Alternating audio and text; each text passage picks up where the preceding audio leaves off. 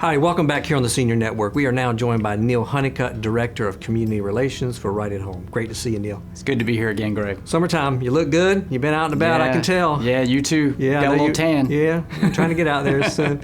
Tell me, what's going on with Right at Home this time of year? You're probably pretty busy, I'm sure.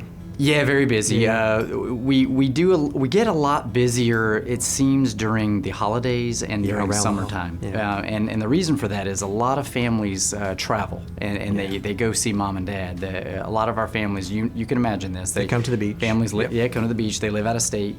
They come and they notice there's certain things, indicators that there's something going on with mom or dad, physically or mentally. And then they start reaching out to the resources in the community, and we're one of those, and we get a lot of those phone calls. Brings up a good point. I think I heard you mention it's Mental Health Month. Is that correct? That's correct. May. Well, yeah, it is. Talk to me a little bit about how that affects maybe the clients and your process with working with them and educating them and everything.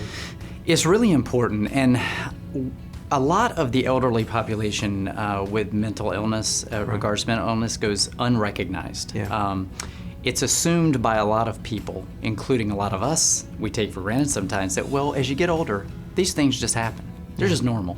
You know, being cranky, not really liking your quality of life too much is just normal process of aging. It's really not true. Mental illness affects people of all ages, and it affects the elderly population just as much or more. Sure. And a lot of those things are things like you can notice it when families come in. They notice mom or dad they're isolating more. Their hygiene isn't what it used to be. Right. Their home, which was immaculate, is now unkempt. Yeah.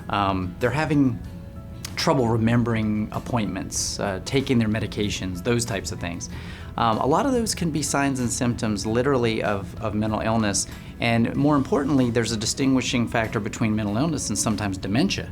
And some people just assume that, well, it's dementia, it's the beginning phases of dementia, but you got to be careful because you got to treat the right problem. Exactly. And so we help families walk through that and give them information about resources that can benefit those families. Well, and your eyes and ears, I'm assuming a reason a lot of that is some of these folks are isolated, and until the family or someone comes around, or no one's ever going to notice. That's right. That's right. And sometimes by the time they notice, they've declined so much that it takes, it really does take a professional to come in and try to work with what's going on. It might not be as simple as just getting them to a support group or getting them to, maybe dad, you need to go and be more social. We always assume that it's just pushing people out to be social that's going to create, just going to fix it, and fix the problem. Yeah. That is part of repairing the problem. But most importantly, what I would suggest to families is that they go have their primary care doctor do an evaluation to really rule out any type of underlying physical condition. Sure. Because some physical conditions can create some of these issues. It might be a medication side effect. Yeah. Once those are ruled out, then what I suggest to them is start looking at possibly medications to help and therapy. Therapy, the combination of medicine and therapy has shown to be really the best treatment, along with things like getting out and being more social. That's true, but you couple it with it. Exercise. Exercise releases chemicals in our body that helps to mitigate the things that occur. Right. We all know that. Yep. And it's the same with the elderly. So some of those things are what I recommend.